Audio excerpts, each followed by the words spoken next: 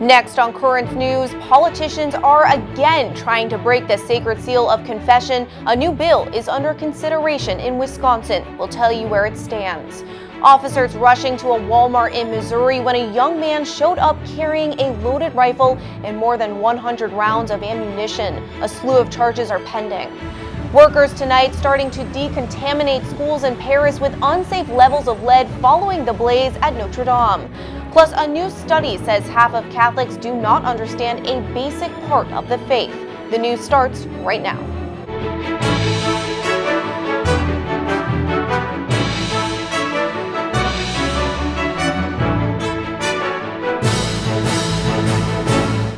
Good evening, I'm Emily Drooby. A new threat tonight by American politicians trying to rip open this sacred seal of confession. A bill in Wisconsin would force priests to reveal the sins of child abuse heard in the confessional. It is the latest attack against a pillar of the Catholic Church.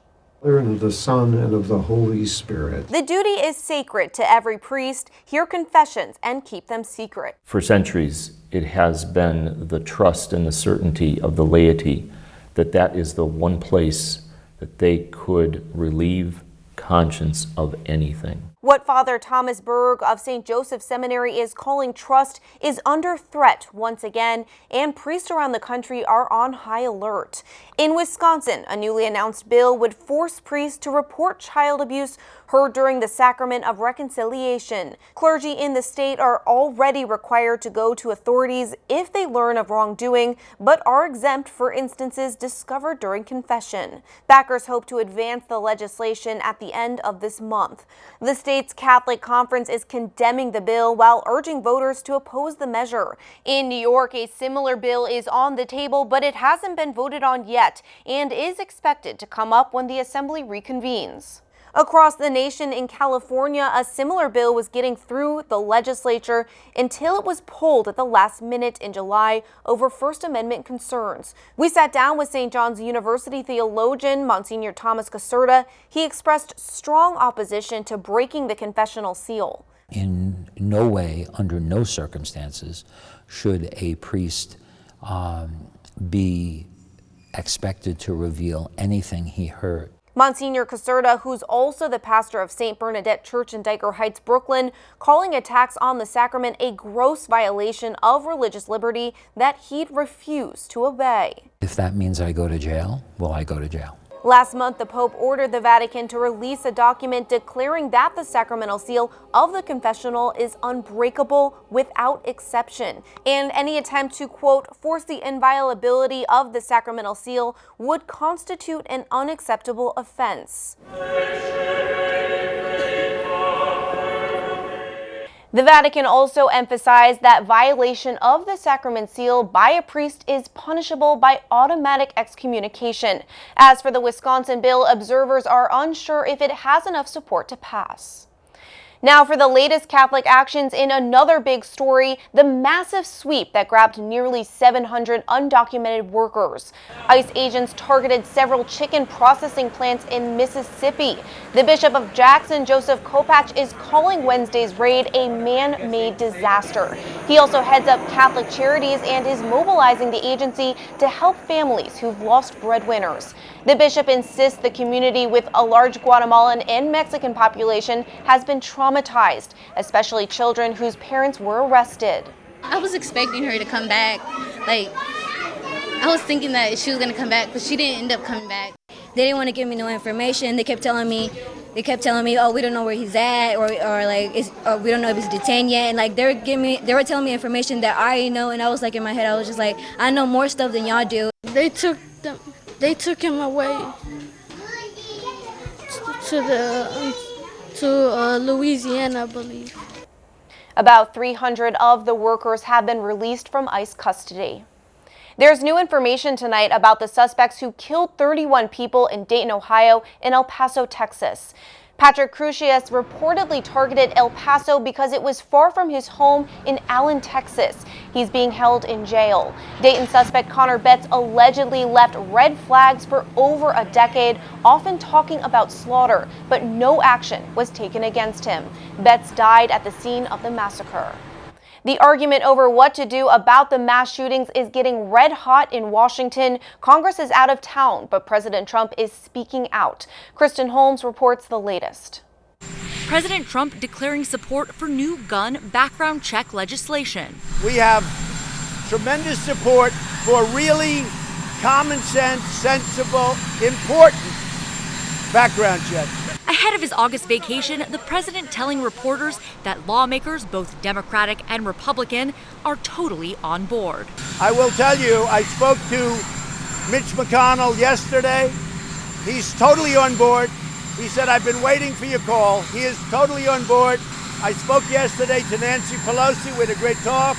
I spoke to Chuck Schumer. We had a great talk. But Senate Majority Leader Mitch McConnell was less committal in an earlier radio interview, saying he wouldn't bring the Senate back from their recess to debate the issue, despite calls for him to do so. We're going to begin the discussions during the August break. And when we get back, hopefully we'll be in a position to agree on things. Prompting backlash from Democrats eager to see gun legislation on the Senate floor. Donald Trump, Mitch McConnell, the National Rifle Association, their playbook has always been, how do we slow walk this? How do we mealy-mouth it until it goes away, until the news cycle changes, until something happens in the world? This is not the first time President Trump has promised action on background checks. He expressed support after last year's high school shooting in Parkland, only to change course later. Kristen Holmes, Currents News. Walmart shoppers in Missouri feared that they would be the next victims of another mass shooting late yesterday. There was a quick response when a man came into the store heavily armed with a rifle and more than 100 rounds of ammunition. He was detained by an armed off-duty fireman until officers arrived and took him into custody. No shots were fired and no one was injured. Tonight it remains unclear what his motive was, but Lieutenant Mike Lucas from the Springfield Police says his intentions are clear. He certainly had the capability and the potential to harm people. His intent was not to cause peace or comfort to anybody that was in the business here. In fact, he's lucky he's alive still, to be honest. He faces a charge of making a terrorist threat in the first degree. We're still learning more each day about some of the victims of the El Paso Walmart massacre. Catholic Leo Campos and his wife Maribel Hernandez were shot and killed. Now family and friends are preparing to lay Leo to rest. Shelby Kapp has the story. An emotional farewell as loved ones gathered to remember 41-year-old Leonardo Campos. He was a great role model. He was always pushing me to do the right thing. He used to coach me and a bunch of my friends, literally, so everybody knows him as Coach Campos. His youngest brother, David Campos, tells us Leo moved to El Paso about 5 years ago, and within that short time, touched the hearts of many, including his co-workers who still can't accept he's gone. I waited for my coffee every morning. It's hard to go to work. It's really, really hard to go to work. He's just an unbelievable person. I can't even explain in words what he meant to me, what he meant to TRIWEST as a whole.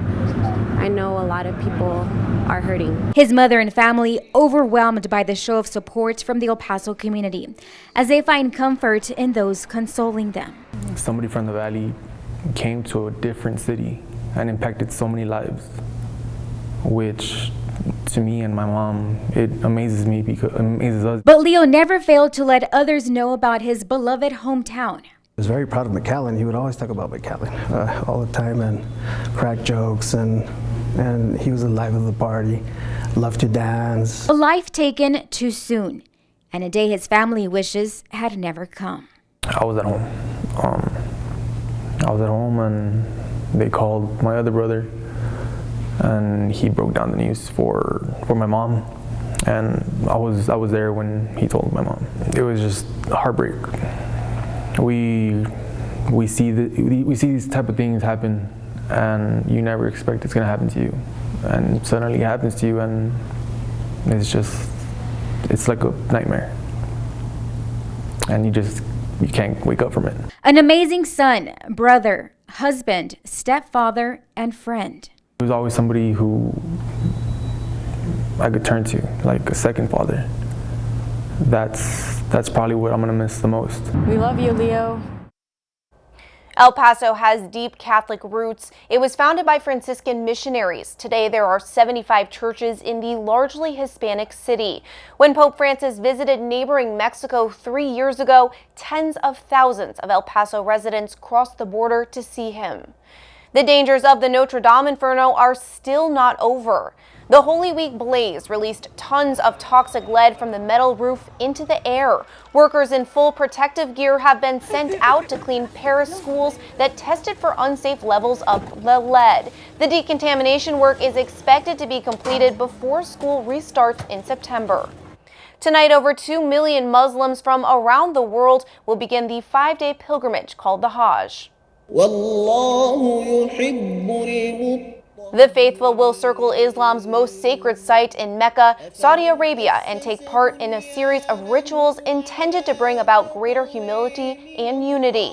The pilgrimage is one of the 5 pillars of Islam. Every Muslim is required to make the journey to Mecca at least once in their lifetime. Here's a look at what's next on Currents News. He was a hero, sacrificing his own life to save many more. Now one of his biggest dreams has been fulfilled. The body and blood of Christ is key to what the Catholic faith is all about, but some people don't seem to understand. Alexandria Ocasio-Cortez is famous. A Catholic school teacher is unknown. How they could wind up going head-to-head. Do you have a story idea or want to share a tip? Email us at newstips@desalesmedia.org or call our 24-hour number 718-517-3122. We'll be right back.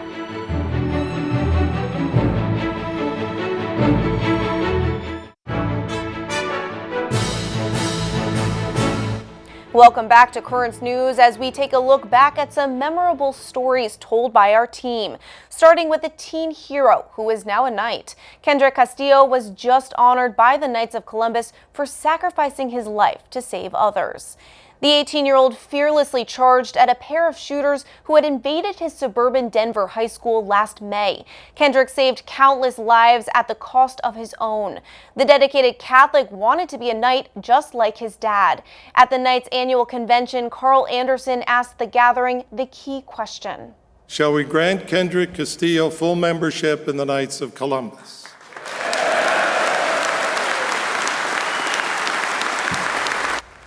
Kendrick's parents were there and accepted the Caritas Medal on their son's behalf. He was only the 4th recipient to ever receive this award.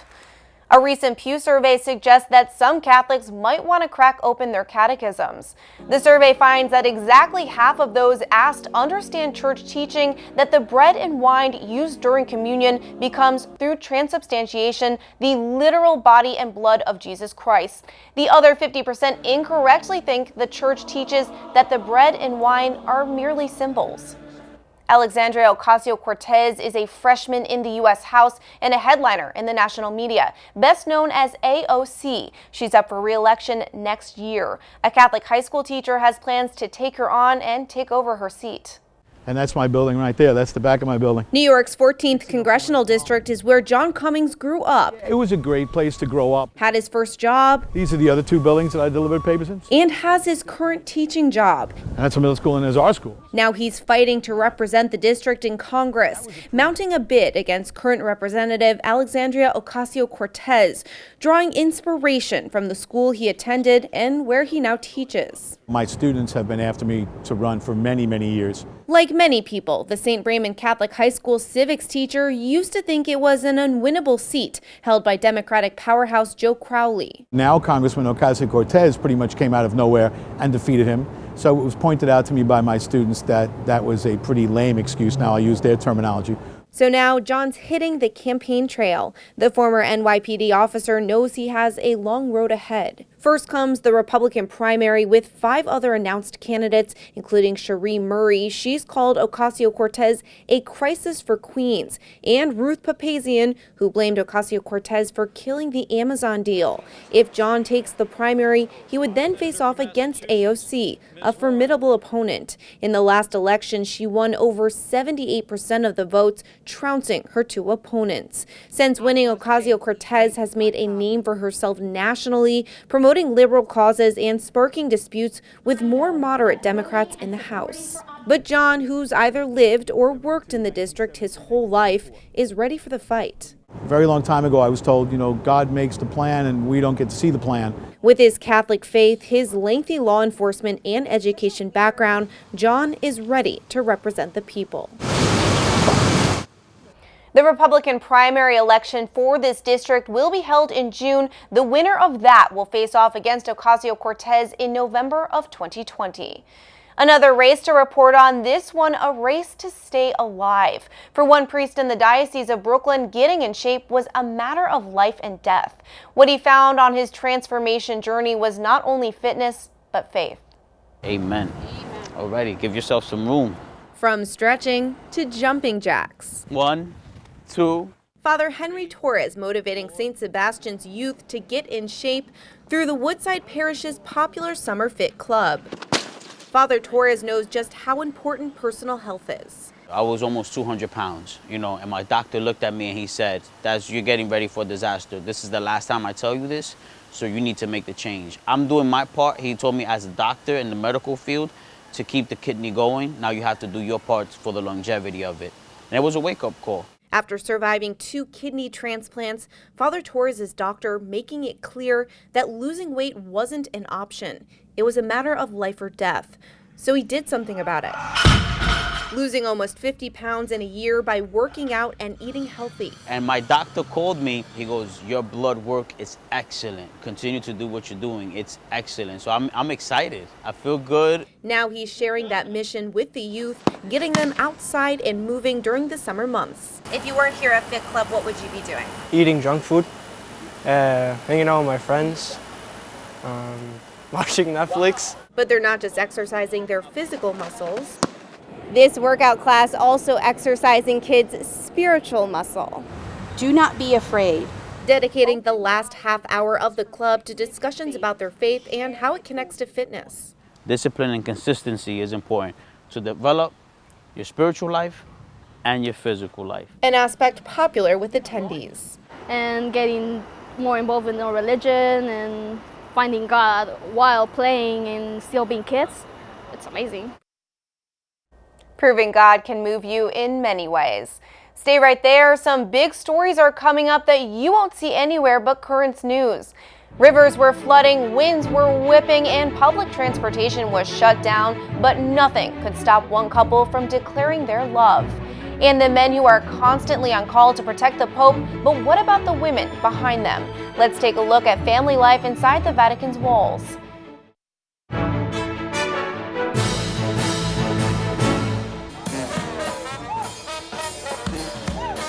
Neither wind, nor rain, nor hurricane could keep this brass band from dancing or one Catholic couple from declaring their vows. Hurricane Barry threw a wrench into many people in Louisiana's plans early last month, but the HANNIGAN HOBSONs refused to let the storm get in the way of their Cajun wedding. Tonight we are taking a look back at the story of a love that will weather any storm and a party that will leave you thinking only in New Orleans. Lily Hannigan met Troy Hobson after moving from the Diocese of Brooklyn to New Orleans. The two fell in love, got engaged, and designed their dream wedding. But Mother Nature had different plans. Heed every single warning. We're going to get heavy rainfall. Hurricane Barry threatening to slam Louisiana the day of their Cajun-style wedding. Our joke was someone upstairs does not want this to happen. But the resourceful couple refused to let the storm or flooding stand in their way. We wanted to make sure that we got the ceremony in, no matter what. With the cooperation of Our Lady of Guadalupe Church, the couple moved their Catholic ceremony to Friday, alerting guests of the 11th hour change. I think we sent that message out at 11. Yeah. You have 3 hours. Get it. As a lifelong member of the church, the Holy Mass was important to Lily, who attended both St. Mel's and St. Agnes in Queens. But the reception was still scheduled for the next day, Landfall Day. At noon, I had a venue coordinator at the space, and she called me and she goes, "Did you hear the news?" Which is always a very ominous way to start a phone call. The city set a curfew for 8 p.m. right after the reception start time. We had to move the time up from essentially 7:30 start time to 2:30. This was at noon. We were all in our PJ. But from there, everything fell into place. Hair and makeup was rebooked, flowers were brought in early. They even got outside for the city's traditional second-line wedding reception dance. She just rolled with every single punch all weekend. Every time a catastrophe struck, she just said, all right, well, here's what we're going to do. We'll figure this out. The hurricane ended up barely touching New Orleans. Our Lady of Prom Sucker is the patron saint of preventing hurricanes, and she came through for us. The Hannigan-HOBSONs proving that together, their love is unstoppable. Finally tonight, the Swiss Guards are dedicated to protecting Pope Francis, but they also have lives of their own and families that live within the walls of the Vatican. Melissa Butts reports from St. Peter's Square on what their day-to-day life looks like. Swiss Guards have very rigorous working hours, being constantly on call to protect Pope Francis. Yet they also have a personal life, and around 20 guards have wives and families. Brenda, Janique, and Veronika are 3 of the wives that live within the Vatican walls. They each have 3 children, making up nearly half of the 20 children of Swiss Guards living at the Vatican. And living here with a family is a great opportunity, not only for us as parents, but for the children as well. For years, only guards who had attained the rank of corporal could get married. This is because there are a limited amount of larger apartments, which are given to families or married guards. However, that's all changing now with Pope Francis. He accepted the proposal to allow guards to marry after 5 years of service. Before, it was only after being a corporal. Now everyone can get married. Pope Francis himself didn't like this situation much. So it really initiated with him that he wanted to change the rules, and those rules have now been changed. So you no longer have to be a corporal, which means that your professional success is no more linked to your private life as it was before. And I think that's a really good change. While Janique's and Brenda's husbands had both served as guards for Pope John Paul II earlier in their career, Veronika is completely new to the Vatican, only being here 3 months for her husband's first-time service. My everyday life is very similar to back in Switzerland. I wake up, the bigger children must go to school, and then the housework is done. It's all very similar to back in Switzerland, shopping and cooking, and we have a dog that we go for walks with in the gardens. The wives say their daily lives are normal, just lived out within the Vatican walls. The children play there all together, but leave the smallest country in the world to go to school. So to get there and to get back, that forces the parents to do things together, because we've been fortunate enough to receive 2 little minibuses from a foundation which supports the Guards from Switzerland. And those minibuses are driven by the parents in turn. They told me, if you have a license, you drive. Okay, that's fine, because finding a driver costs a lot, and it's easier for us parents to all take turns driving. The parents have formed a tight-knit community with one another, especially the ones who have children. While the Swiss Guards protect the Pope daily, the families see him once a year for the Swiss Guards swearing-in ceremony on May 6th. On this day each year, new guards are able to join the army of men carefully selected to protect the Holy Father. In Rome, Melissa Butts, Currents News. That is Currents News. I'm Emily Drooby. Thank you for joining us, because we are putting your faith in the news. Hope to see you again next time.